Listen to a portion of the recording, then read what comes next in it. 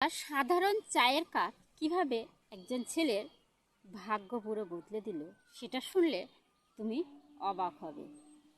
গল্পটা শোনার আগে যদি তোমার হাতে সময় কম থাকে তাহলে অবশ্যই ভিডিওটা সেভ করে রেখো, পরে তুমি তোমার সময় মতো শুনে নিতে পারবে।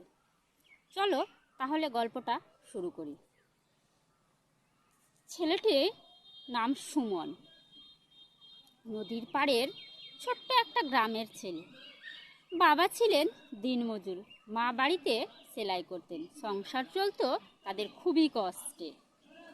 সুমনের স্বপ্ন ছিল একদিন বড় কিছু করবে, কিন্তু বাস্তবতা তাকে বারবার থামিয়ে দিত। অবশেষে একদিন সে শহরে এলো কাজের খোঁজে। অনেক ঘুরে অনেক দরজায় ধাক্কা দিয়ে শেষে একটা ছোট্ট চায়ের দোকানে কাজ পেল।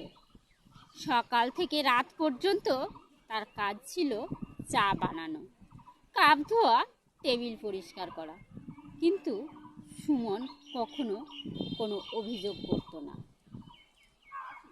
কারণ সে জানতো এই ছোট্ট কাজটাই তার বড় স্বপ্নের শুরু। একদিন বিকেলে দোকানে এলেন এক ভদ্রলোক।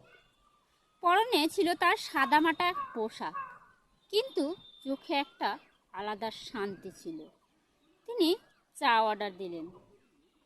সুমন নিজের হাতে যত্ন করে চা বানালো। মনে মনে ভাবলো, আজ একটু ভালো করে বানাই। চা খেয়ে ভদ্রলোক একটু অবাক হলেন। তিনি জিজ্ঞেস করলেন, তুমি এখানে কতদিন ধরে কাজ করছো?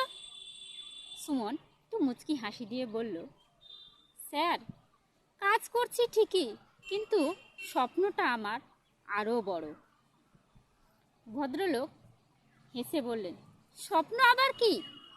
সুমন একটু থেমে বলল, আমি একদিন নিজেই ব্যবসা করতে চাই, কিন্তু এখন তো শুধু শিখছি। ভদ্রলোক আর কিছু বললেন না, শুধু চুপচাপ চলে গেলেন।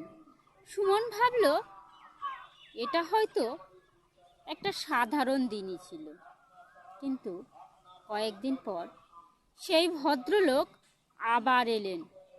এইবার তিনি সুমনকে ডেকে বললেন, তোমার পরিশ্রম আর মন দেখে আমি খুব মুগ্ধ হয়েছি।